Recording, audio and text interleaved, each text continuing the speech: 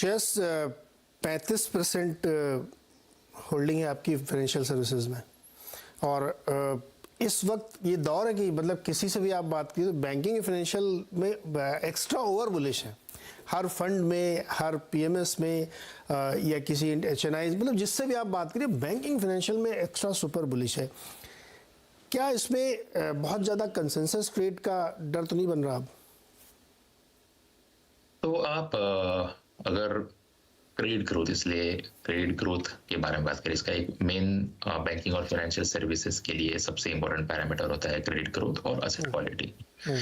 तो credit growth अगर आप प्री कोविड लेवल है 2020 में अगर हम जाएं, क्योंकि मैं वहाँ का नंबर देखने की कोशिश हमेशा करता हूँ, क्योंकि लास्ट ईयर में क्या हुआ है कि आफ्टर कोविड बेस इफेक्ट से ग्रोथ नंबर्स थोड़े ज़्यादा दिखते हैं। तो आप अगर प्री कोविड लेवल पे भी देखें तो रिटेल क्रेडिट ग्रोथ इंडिया में ऑलमोस्ट अर्ली टीन्स में हुआ करती थी। CAGR बहुत कम सेगमेंट्स है और बहुत कम सेक्टर्स है जो कंसिस्टेंटली इतनी ग्रोथ देते हैं। तो फाइनेंशियल सर्विसेज और उसमें स्पेशली रिटेल क्रेडिट का जो सेगमेंट है उसने structurally over a longer period of time आपको ग्रोथ दी है।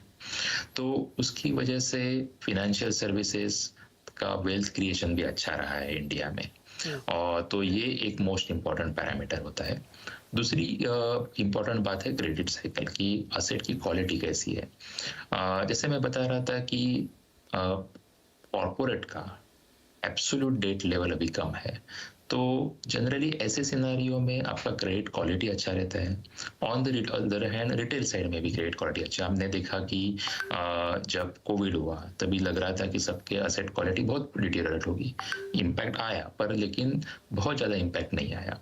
तो ये दो तीन चीज़ों की वजह से कि आप जब क्राइसिस कोई भी सेक्टर कैसे हैंडल कर लेता है और उसके बावजूद ग्रोथ आ पाती है कि नहीं, तो स्पेशली ये क्रेडिट ग्रोथ और असेट क्वालिटी, इन दोनों में ये सेक्टर ने बहुत अच्छा डिलीवरी दिखाया है। तो इसीलिए financial services as a segment हमने पोर्टफोलियो में रख दिया है।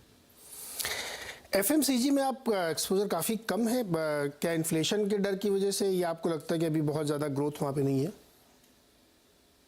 जनरली कोई भी सेक्टर है जिसमें पेनिट्रेशन बहुत ज़्यादा हो, तो आपको वो सेगमेंट में ग्रोथ के लिए बहुत ज़्यादा डिपेंडेंस रहना पड़ता है कि अभी ओवरऑल इकोनॉमी कैसे कर रहा है, फिर मैक्रो एनवायरनमेंट कैसा रहेगा। तो एफएमसीजी में पेनिट्रेशन ऑलरेडी ठीक ठाक ज़्यादा है। तो इसीलिए क्या होता है उसमें कि अगर अपर पर्टिकुलर सेगमेंट ने अच्छा नहीं किया, जैसे in last few year rural segment अच्छा नहीं कर रहा है, या फिर तो फिर कोई पर्टिकुलर सब सेगमेंट अच्छा नहीं कर रहा है, तो फिर बाकी का सेगमेंट है उसमें ऑलरेडी पेनिट्रेशन ज़्यादा है, तो फिर ओवरऑल ग्रोथ आने में दिक्कतें आ जाती है।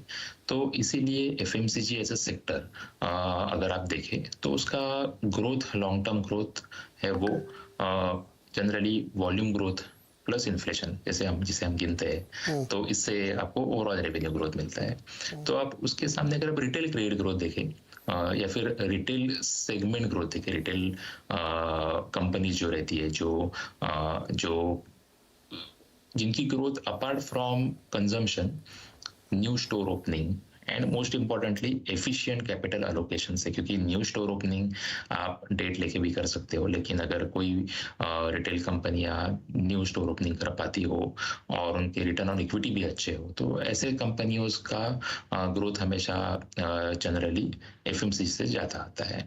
तो इसीलिए हम ये देखना चाहते हैं कि कोई भी सेक्टर आप चूज करें तो उसमें स्ट्रक्चरल ग्रोथ ज़्यादा हो। तो अभी यहाँ पे एक छोटा सा ब्रेक लेंगे, और जब ब्रेक से वापस आएंगे तो कुछ सेक्टर्स की चर्चा करेंगे, कुछ नए आइडियाज़ की चर्चा करेंगे, जहाँ श्रेयस इस समय